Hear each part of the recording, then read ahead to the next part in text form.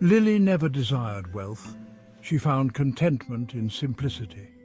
Then the lawyer's letter arrived.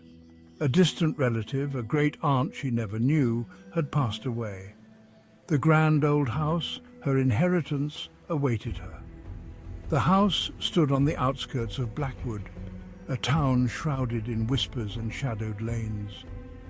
Lily had only seen it in faded photographs, its grandeur diminished by time and neglect. It held a somber beauty, a haunting allure that both beckoned and unsettled her.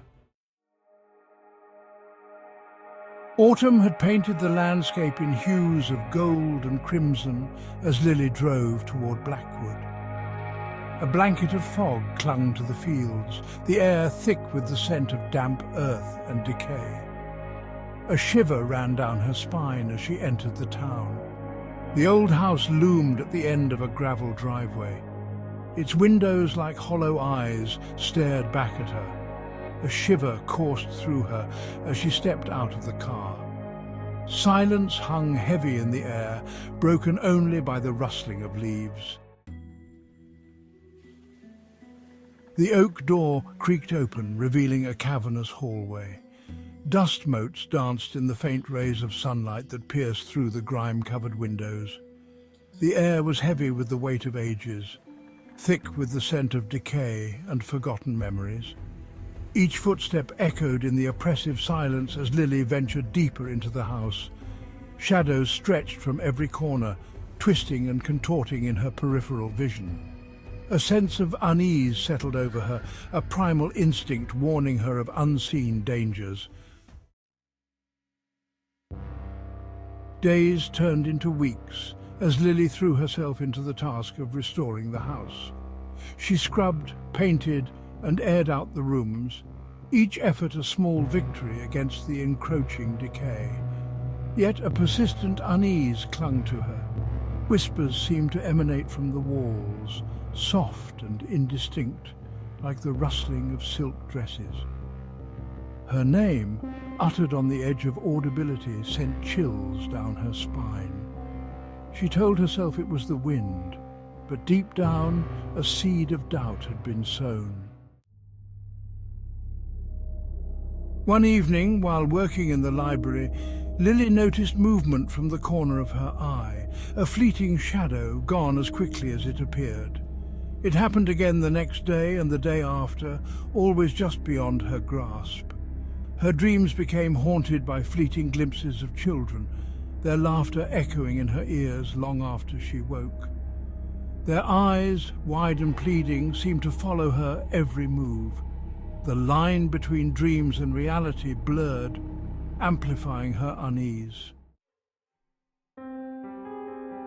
Driven by a mixture of curiosity and trepidation, Lily decided to explore the attic. It was a space forgotten by time, filled with cobweb-draped furniture and forgotten toys scattered across the dusty floorboards. As she pushed aside a heavy velvet curtain, a chill wind swept through the attic, swirling the dust into a ghostly vortex. There, in the centre of the room, stood an old wooden rocking horse, its paint chipped and faded, and beside it she saw them. Two children, a boy and a girl, materialized from the shadows. Their clothes were ragged, their faces pale and gaunt. Their eyes, fixated on Lily, held a mixture of longing and something else, something that sent shivers down her spine. "Play with us," the girl whispered, her voice a mournful sigh that seemed to seep into Lily's bones.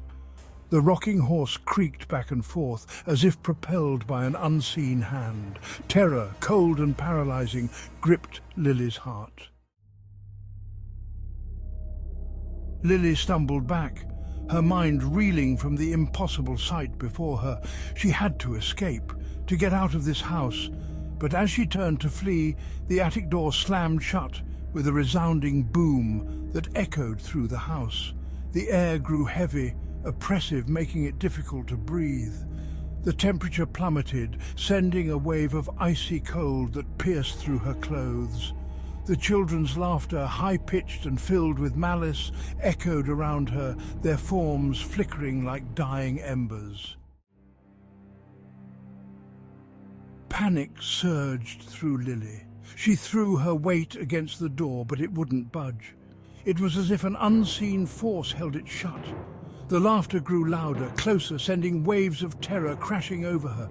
Then, remembering a small window at the back of the attic, she scrambled toward it, her heart pounding in her chest. She squeezed through the narrow opening, tearing her clothes and scraping her skin, desperate to escape the suffocating terror of the attic. Lily didn't stop running until she reached the main road. Gasping for breath, she cast one last look at the house. It stood silhouetted against the setting sun, its windows like malevolent eyes watching her. The house remained, a testament to its dark and troubled past, a chilling reminder that some places are best left undisturbed, their secrets buried beneath layers of dust and time. For within its walls the ghostly children waited, their mournful cries echoing in the silence, seeking solace in their eternal game.